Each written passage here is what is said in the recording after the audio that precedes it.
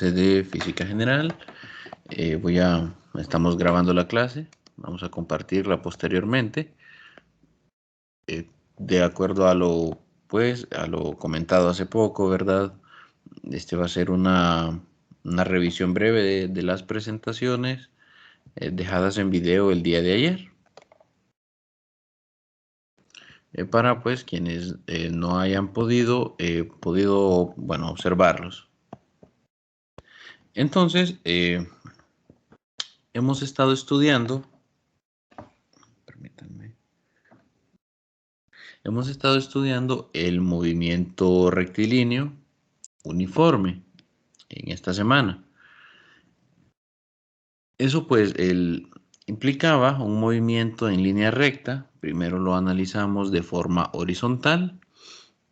Vimos las ecuaciones, era un listado de 4 ecuaciones que vimos anteriormente, con un movimiento con aceleración constante, ¿sí?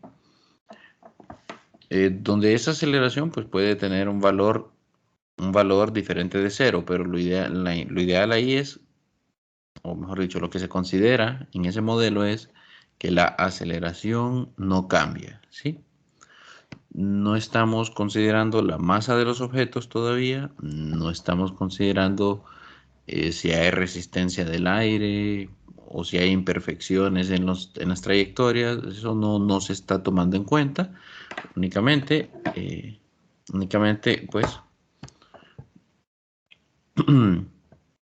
que la aceleración de estos objetos sí debe ser constante, lo cual pues también es una idealización, pero bueno, lo trabajamos así. Luego, esto hablando del movimiento horizontal, pero también hablamos del movimiento vertical en caída libre. Eso lo vimos en una clase anterior. En caída libre, pues el movimiento es exactamente el mismo, pero es en vertical, en el eje vertical. Y aquí, pues hay una leve diferencia. La aceleración es constante y ya es un valor dado. Tiene un valor de 9.8 metros sobre segundo al cuadrado.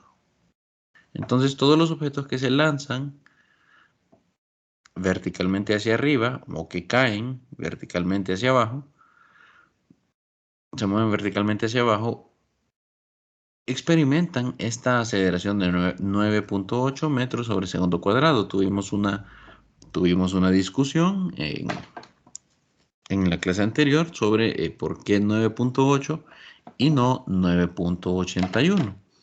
He explicado pues que a la altura sobre el nivel del mar donde nosotros nos encontramos, pues este valor de la aceleración gravitacional en realidad es 9.78 o 5. Y pues se redondea mejor a 9.8 que a 9.81, el cual sería el valor promedio en todo el planeta. Bien, entonces aquí, si nos quedamos en este punto, usted es capaz de modelar un objeto que se mueve de forma horizontal o un objeto que se mueve de forma vertical. Pero, bueno, ese no suele ser el caso. También tenemos objetos que tienen una trayectoria parabólica. Por ejemplo, cuando se batea una pelota de béisbol, la trayectoria descrita por esta pelota suele ser parabólica. Si usted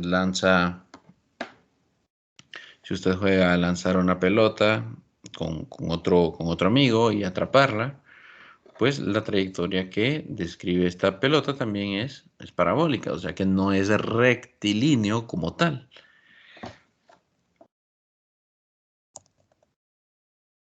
Y al no ser rectilíneo, entonces,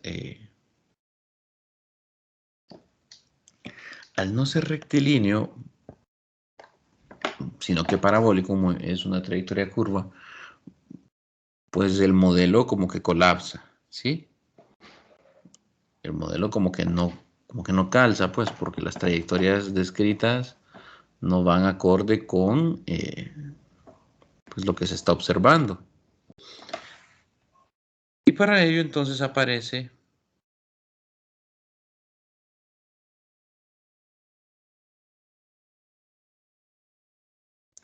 Para ello entonces aparece el movimiento en 2 y 3 dimensiones, que es una adaptación al modelo que ya conocemos y donde sí ya aparecen ya que las trayectorias que deben tener los objetos que se mueven en 2 o 3 dimensiones, pues son parábolas.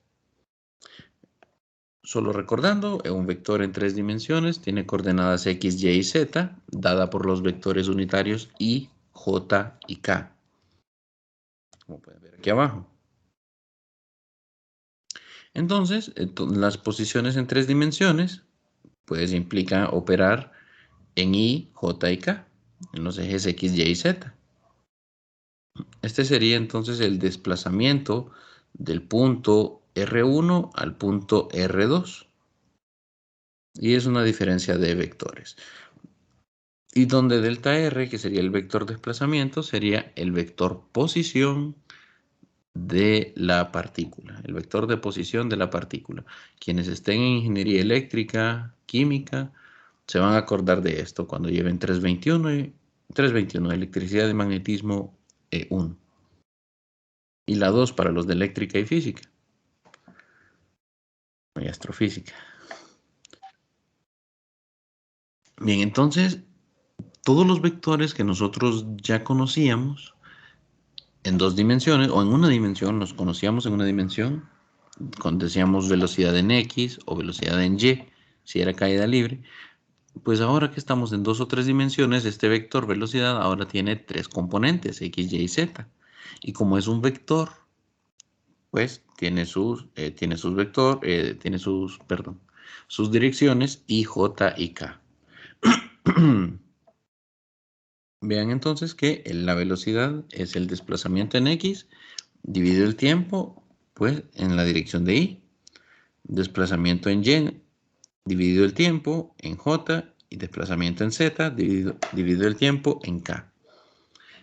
Entonces, estas cantidades que ahora están en 3 dimensiones, pues tienen 3 componentes, sus 3 componentes con su vector unitario relacionado. Una cosa que es, digamos, nueva, a este punto es nueva, y no se menciona es cómo se calcula la derivada de un vector.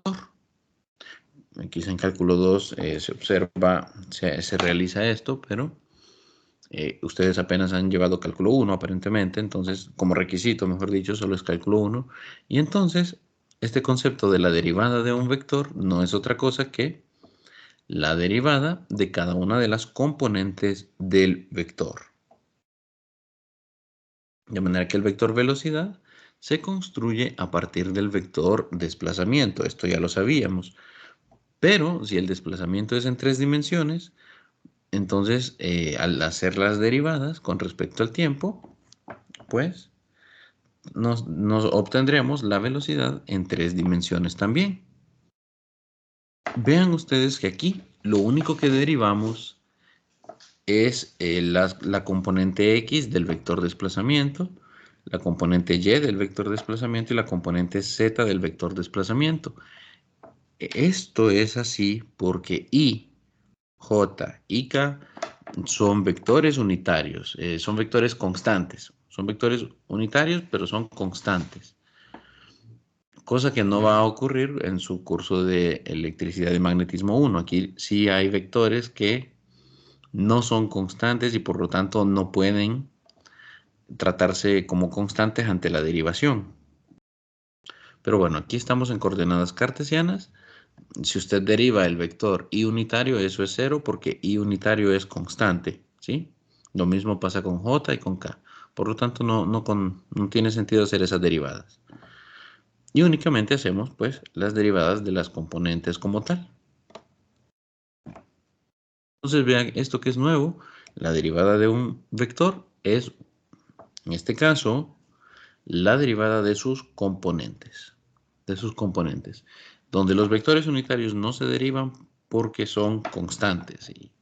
¿Sí? Bien, entonces vean que la velocidad, si graficamos posición versus tiempo, la velocidad sigue siendo la pendiente en ese punto de la trayectoria. Es tangente a la trayectoria, ¿sí? La magnitud, pues, no cambia, solamente agregamos que esta componente z. Cuando es en 3 dimensiones, únicamente agregamos la componente z.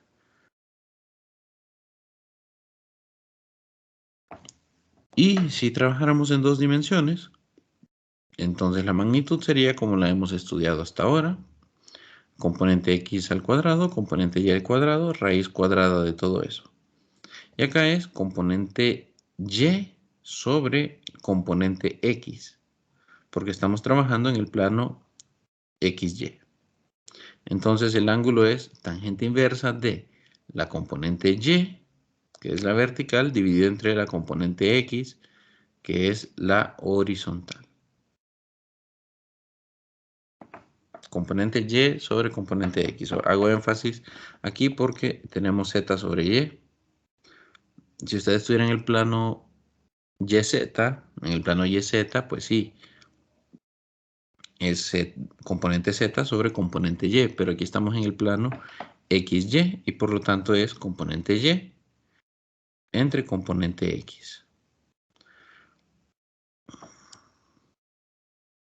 Bien, tenemos el vector aceleración. Nuevamente, si la velocidad era un vector en 3 dimensiones, pues al calcular su derivada, obtenemos la aceleración y también estará dada en 3 dimensiones. De nuevo, derivando únicamente las componentes. Entonces, este movimiento en 2 dimensiones, que es el movimiento de proyectiles, es cuando el objeto se mueve tanto en X como en Y. Al mismo tiempo se mueve en X como en Y. ¿Y cuál es la...? Un momento.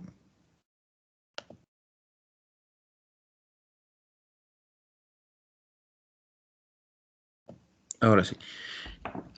Entonces, ¿cuál es la diferencia con el movimiento rectilíneo uniforme o con la caída libre? Bueno, en la caída libre es un movimiento en una sola dimensión. Aquí, pues, el movimiento es en 2 dimensiones.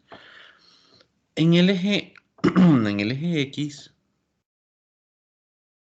es decir, todas las cantidades del eje X, vamos a tomarlas como si la aceleración es constante, es decir, aceleración cero. Y el movimiento acelerado es únicamente en el eje Y. Entonces, en el eje Y sí tenemos aceleración. Aceleración que es, pues, la aceleración gravitacional, 9.8 metros sobre segundo cuadrado. Y la trayectoria descrita es esta parábola.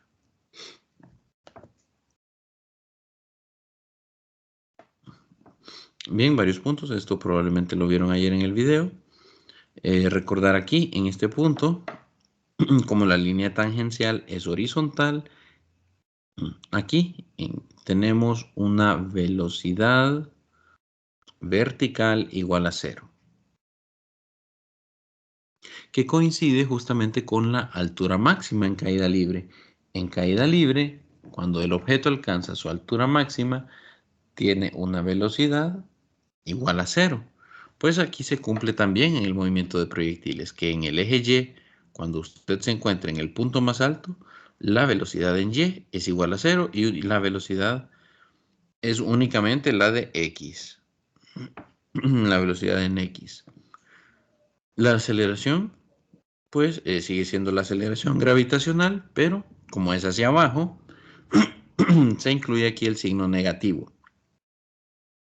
Ya vamos a ver nosotros que en las ecuaciones, cuando sustituyamos los valores, no es necesario poner menos 9.8 porque eso ya se toma en cuenta en el signo. Entonces, para fines de la clase, nosotros siempre vamos a trabajar G igual a 9.8 metros sobre segundo positivo. Ojo, G igual a 9.8 metros sobre segundo positivo. Ese negativo que ustedes ven aquí de la dirección se ha tomado en cuenta ya en la ecuación general.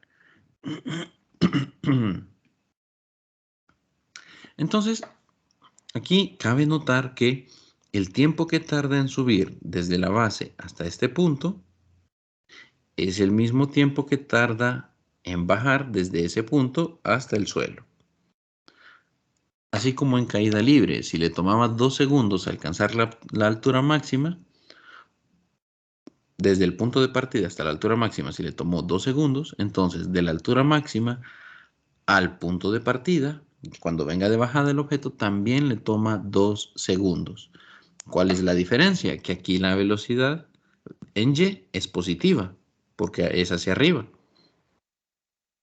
Y acá la velocidad en Y es negativa, porque es hacia abajo, porque el objeto va en bajada. Perdón. Y la velocidad en el eje X, como es aceleración cero, horizontalmente se mueve con aceleración cero, la velocidad en el eje X no cambia durante toda la trayectoria. No cambia. Bien. Entonces eso es, digamos, lo nuevo en movimiento de proyectil. ¿Sí? Se mantienen las consideraciones de caída libre, es decir, velocidad igual a cero en su altura máxima, velocidad en Y igual a cero en la altura máxima, tiempo que tarda en subir es el mismo tiempo que tarda en regresar, ¿sí? En bajar. Es decir, el tiempo que tarde él en llegar a la altura máxima partiendo desde el suelo es el mismo tiempo que va a tardar en regresar al suelo desde su altura máxima. De manera que hay un tiempo llamado tiempo de vuelo, donde el tiempo de vuelo, si tenemos un ejercicio así como este, donde la altura en el punto de partida es igual a la altura en el punto de llegada, entonces ahí podemos calcular el tiempo que tarda el proyectil en llegar a la altura máxima y multiplicarlo por 2. Lo multiplica por 2 y ya obtiene usted su tiempo de vuelo. Eso creo que está aquí más adelante. Bien, ¿qué pasa en el eje X? En el eje X la aceleración vale 0, por lo tanto, la velocidad final es igual a la velocidad inicial. Esto implica que la velocidad en el eje X, ojo, no cambia. Esto no ocurre en el eje Y. En el eje Y sí, vean ustedes,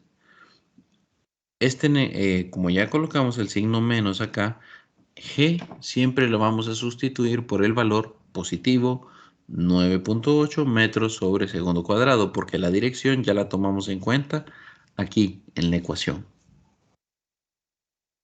Entonces, aquí sí, la velocidad final es igual a la que tenga al inicio menos la gravedad por el tiempo. La posición es igual, depende de la velocidad con la que partió, el tiempo que ha transcurrido y la aceleración gravitacional. Ahora bien,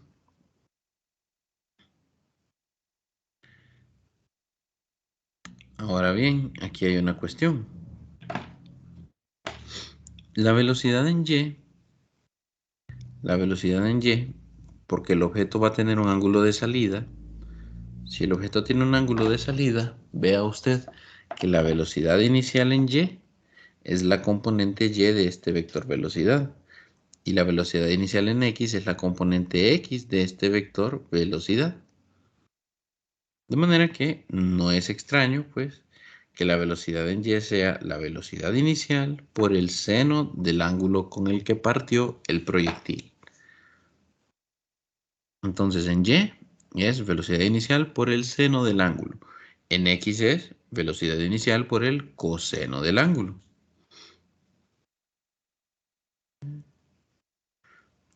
Ok, aquí está, bueno, vamos a retomar eso de X más tarde. Aquí tenemos entonces el tiempo que tarda en llegar a la altura máxima. o punto más alto. Esto es el tiempo en segundos que tarda en llegar a su altura máxima, asumiendo que los datos están expresados en unidades del sistema internacional. Si usted quiere el tiempo de vuelo, es decir, el tiempo completo para la trayectoria de la figura anterior, está, multiplica por 2 a que esta expresión, tal como les había mencionado. El tiempo que tarda, si usted multiplica por 2 el tiempo que tarda en llegar a la altura máxima, obtiene el tiempo de vuelo, que es el tiempo que permanece en el aire este proyectil.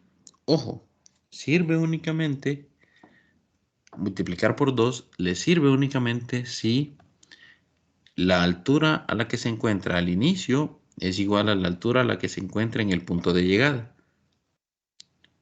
Porque ¿qué pasa? Si usted pone, digamos que aquí usted el proyectil no cae en el suelo, sino que cae, por ejemplo, golpea un obstáculo aquí arriba, un edificio, digamos, un edificio aquí arriba. Entonces ahí no puede multiplicar por 2 porque no está completando, o sea, no está llegando al mismo punto del que partió, no está llegando a la misma altura de la que partió.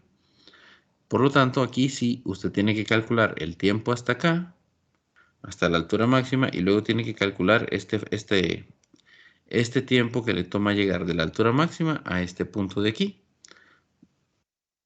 donde sea que impacte el proyectil. Ahí ya no puede multiplicar por 2.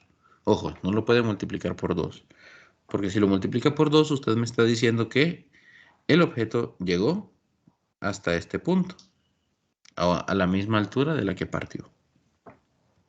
No sería correcto. No sería correcto. Bien, vean ustedes aquí se calcula la altura máxima, es decir, la posición en Y más alta, en función de la posición en función de la velocidad.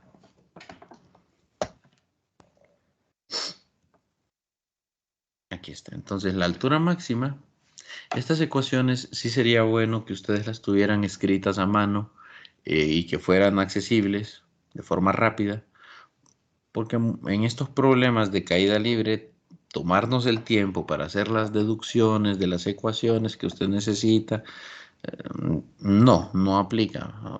El tiempo es corto. Por lo tanto, ténganlas a mano.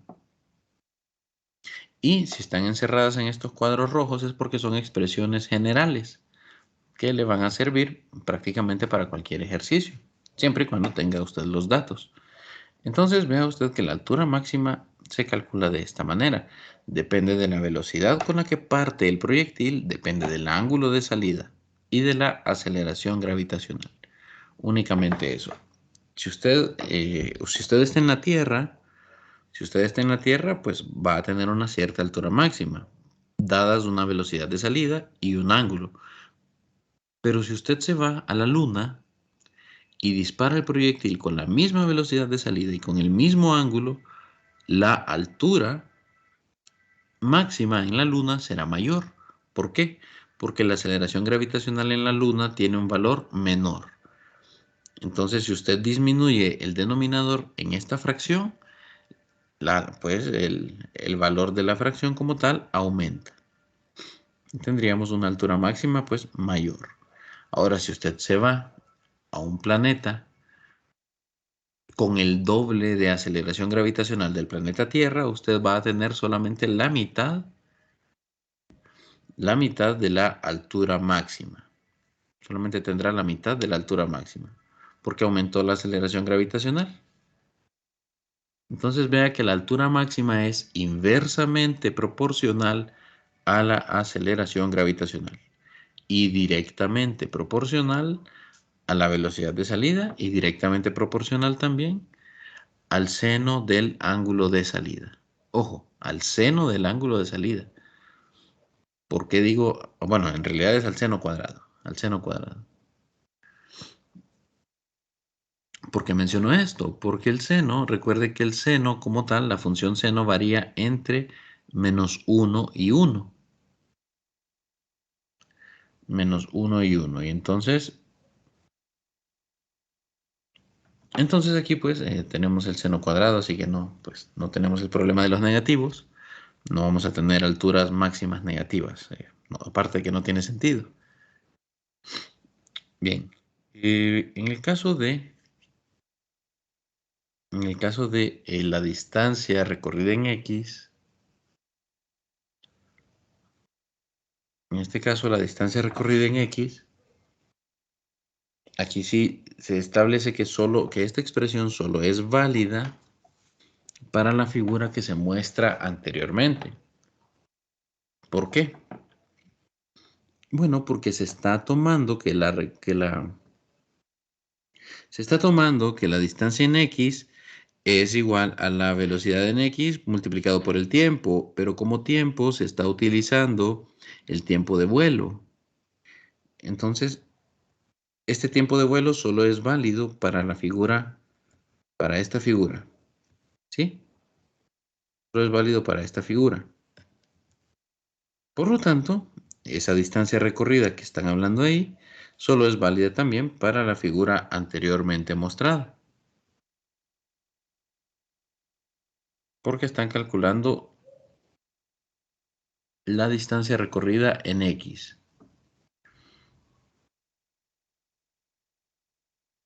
Bien, si usted quiere calcular el ángulo para máximo desplazamiento, pues usted, usted puede maximizar esta expresión y va a obtener pues un resultado obvio. Yo lo digo obvio. Recuerde que usted maximiza cuando calcula la derivada y la iguala a cero. Entonces, como resultado se obtiene que en el ángulo de 45 usted tiene pues el máximo desplazamiento. Pero esto lo podían ver ustedes desde acá. Si esto depende, si esto depende del seno, si esto depende del seno, esto se hace máximo cuando el argumento que está en el seno, el parámetro del seno, es de un ángulo tal que hace máximo la función seno. Ya dijimos que seno varía entre -1 y 1, pero no nos interesan los negativos, solamente los positivos. Por lo tanto, aquí en la función seno yo tengo que tener un ángulo que me maximice dicha función. Pero aquí hay que tener cuidado. ¿Por qué? Porque la expresión original tiene el coseno y el seno. ¿Sí? La expresión original tiene el coseno y el seno. De manera que si yo escojo el seno como el máximo y le pongo un ángulo de 90, pero el coseno se hace mínimo en el ángulo de 90, por lo tanto esto se hace cero, no maximizo nada. Si uso el ángulo cero, donde el coseno es máximo y el seno es mínimo, tampoco, porque el seno se hace cero y bueno, esto queda cero. Entonces, si yo quiero maximizarlo, tiene que ser un ángulo donde el coseno y el seno tengan sus valores máximos, y eso se da únicamente en el ángulo de 45 grados. De hecho, de otra forma. Se puede encontrar, esto se llama, sí, se puede encontrar una expresión, esto se hace aquí, una expresión de altura en función de la posición en X. Es decir, nosotros hemos presentado aquí los modelos para la posición y para la altura en función del tiempo, pero no lo hemos hecho para la altura en función de la posición en X. Cuando usted hace eso, obtiene esta expresión en color verde, encerrada en color verde, y aquí se observa que la trayectoria que va a describir un objeto que se mueva en dos dimensiones debe ser una parábola. Vean ustedes, la posición en Y, o mejor dicho, sí, la altura en Y es pues una ecuación de grado 2 en función de la posición en X. Por lo tanto, es una parábola.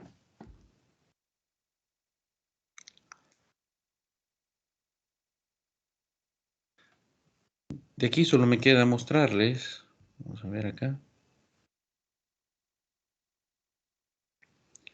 aquí solo me queda mostrarles, jóvenes,